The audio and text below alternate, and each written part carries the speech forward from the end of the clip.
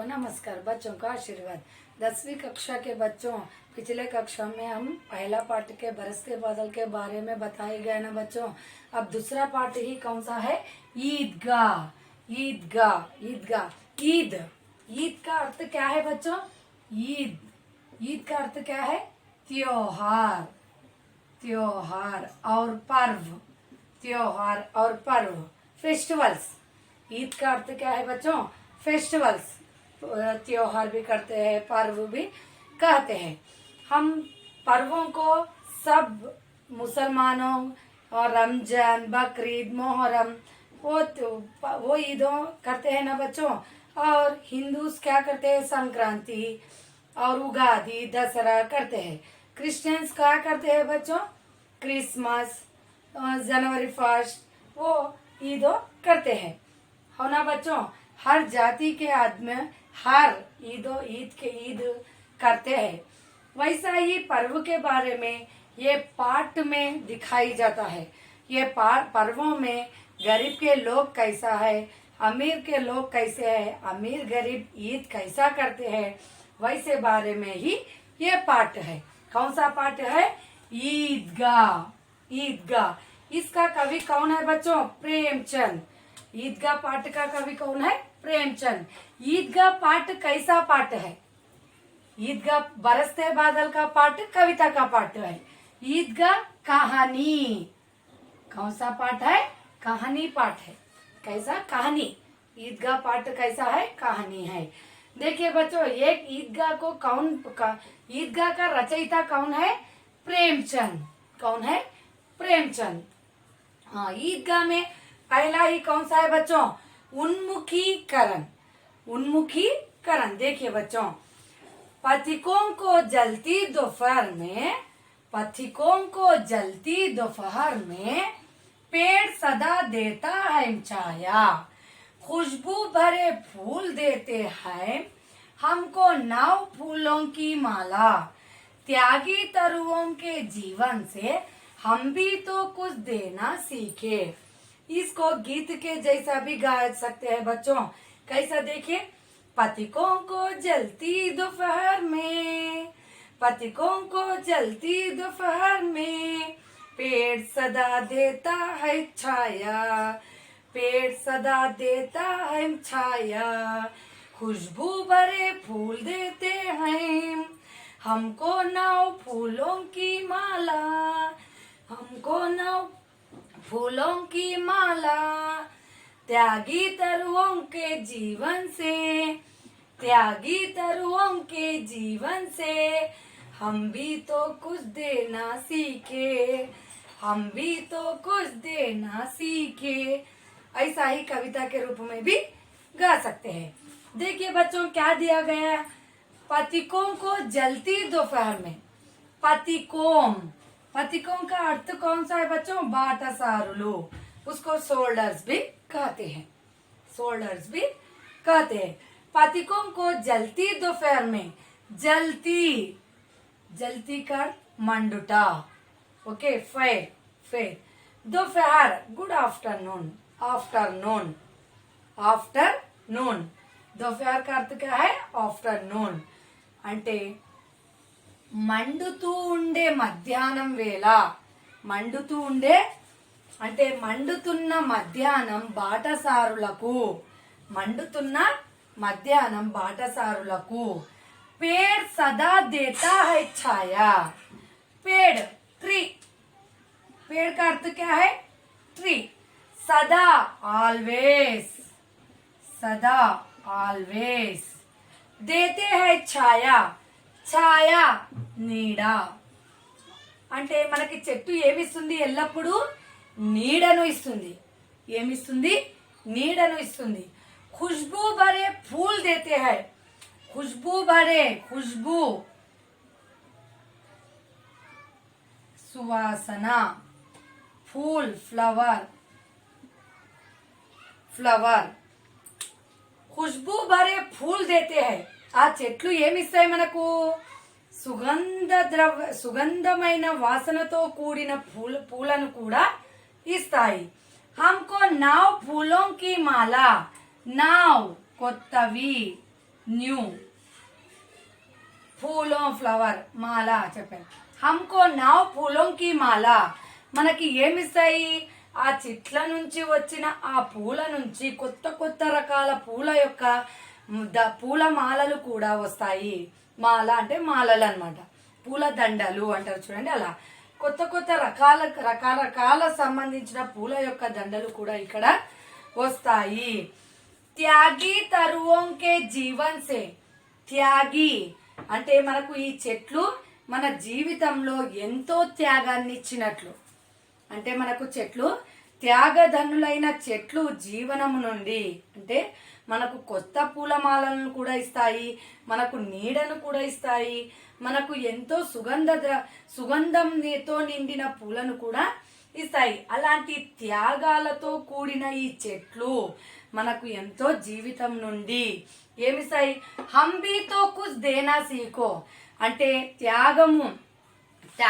త్యాగములైన చెట్ల జీవనము నుండి మనము కూడా కొంత నేర్చుకోవాలి. ఏమని? ఇతరులకు కూడా మనము ఇవ్వడం నేర్చుకోవాలి. ఏమేమన్నారు చూడండి మా. క్యా క్యా హై బच्चे देखियो. पथिकों को जलती दोपहर में कहता कि क्या होती है इस जलती दोपहर में? ये पथिकों क्या करते हैं? पथिकों के लिए जलती दोपहर में ये पथिकों के लिए पेड़ हमको सदा क्या देता है? छाया देता है और खुशबू के फूलों भी देता है और नए नए तरह के फूलों के माला भी हमको देता है और ऐसी त्याग गुणों का जीवन के बिताने के लिए ये तरुओं से हम भी कुछ सीखना है. क्या सीखना है? हम भी एक को क्या भी एक देने के लिए, त्याग करने के लिए, हम भी दूसरों के लिए त्याग करने के लिए हम भी सीखना है. ये उन्मुखीकरण का अर्थ है. इसके उन्मुखीकरण के ये कविता के बारे में नीचे 3 प्रश्नों को दिया गया है. क्या दिया गया है बच्चों? 3 प्रश्नों के. देखिए बच्चों यहाँ क्या है? जलती दोपहर में रहने वाले पथिकों के लिए पेड़ हमको छाया देता है, खुशबू के फूल देता है, फूलों के माला भी देता है और ऐसा त्याग है ये पेड़.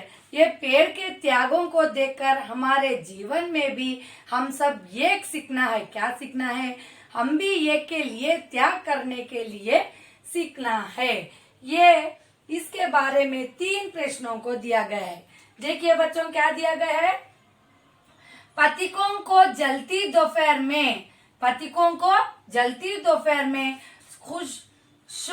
सुख व आराम किससे मिलता है?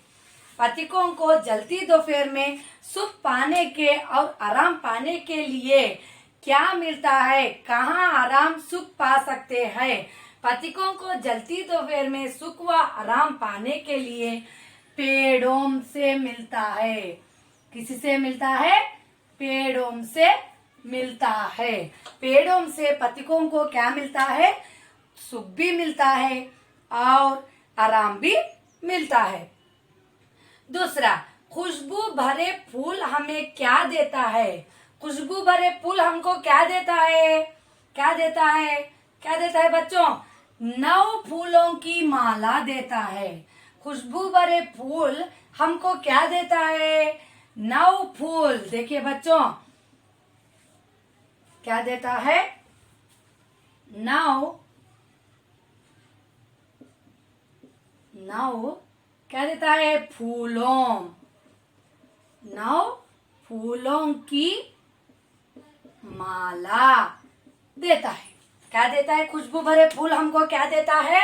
खुशबू भरे फूल हमें 9 फूलों की माला देता है. పథికోं के అంటే బాటసారులకు మండుతున్న మధ్యాహ్నం వేళ సుఖము ఆరాం అంటే విశ్రాంతి కిసిసే మిల్తా హై.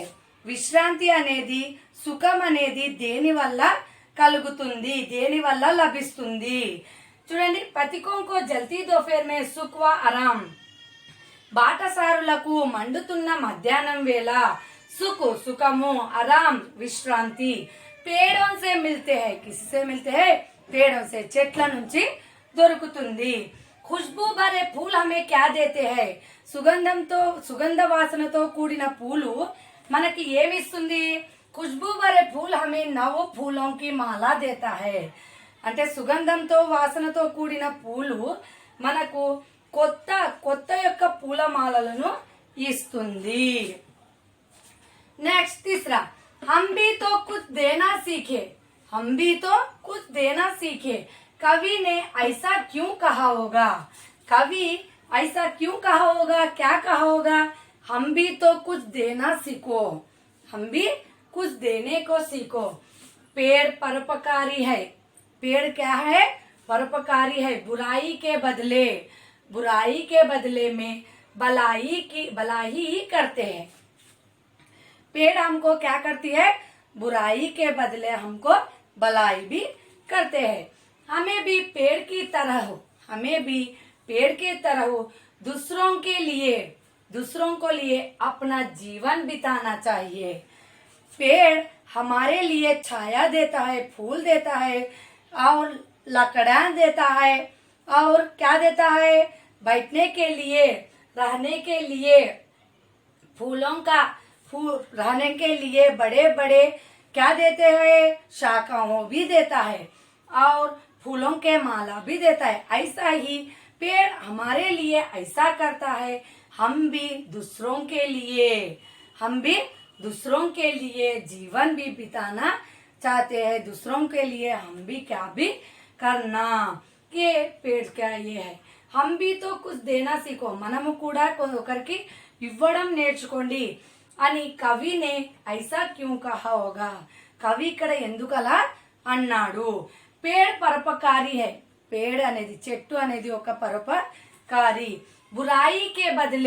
బురాయి అంటే చెడు అన్నమాట బదిలేమే వాటి బదులుగా బలాయి కర్తే మంచి చేయాలి చెట్టు మనకి చెడు చేసే చోట మంచి చేస్తుంది हमें भी पेड़ की तरह हो మనము కూడా చెట్టులాగా दूसरों के लिए ఒకరి కొరకు अपना जीवन बिताना चाहिए మన జీవితాన్ని కూడా త్యాగం చేయొచ్చు ఇది చెట్టు నుంచి నేర్చుకునే నీతి